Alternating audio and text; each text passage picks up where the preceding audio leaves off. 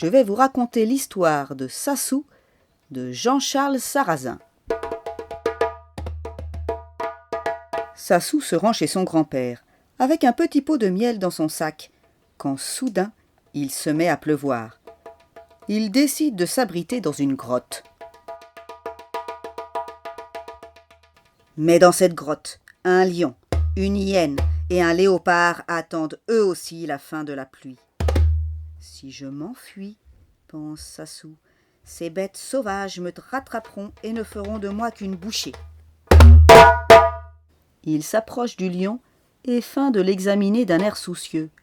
« Ouh là là, mais tu as l'œil vitreux !» lui dit-il en lui soulevant la paupière.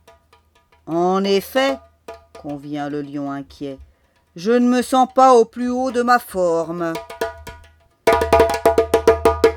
Hé, j'ai là dans mon panier un remède qui pourrait te guérir, » dit Sassou en sortant son pot de miel. « Mais pour cela, il me faut un petit morceau de peau à tremper dedans. »« Quel genre de peau ?» demande le lion. « Celle de l'hyène serait parfaite, » affirme Sassou. « As-tu entendu, hyène ?» rugit le lion. « Donne-moi vite un morceau de ta peau. » L'hyène, qui n'a pas son mot à dire, donne un petit morceau de sa queue. Le lion le trempe dans le remède et le mange. « Je me sens en bien meilleure santé, » dit le lion.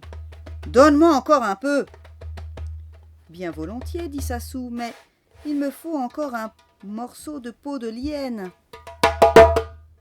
En entendant cela, l'hyène bondit hors de la grotte.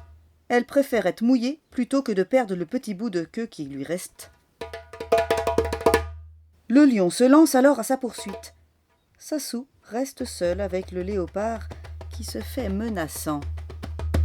« Léopard !» s'écrie Sassou. « Avant de me manger, sache que je t'ai sauvé la vie. Car en vérité, la meilleure peau pour guérir le lion n'était pas celle de l'hyène, mais la tienne. Le lion ne tardera pas à la prendre. Tu ferais mieux de t'enfuir avant qu'il ne revienne. » Le léopard, qui craint plus que tout le roi des animaux, s'enfuit à toutes pattes. « Cette histoire m'a donné soif, » dit Sassou. Il boit un peu d'eau, puis il fait une petite sieste. Dès que la pluie a cessé, il reprend son chemin. Il est pressé de raconter à son grand-père avec quelle malice il a fait fuir à lui seul 3 bêtes sauvages.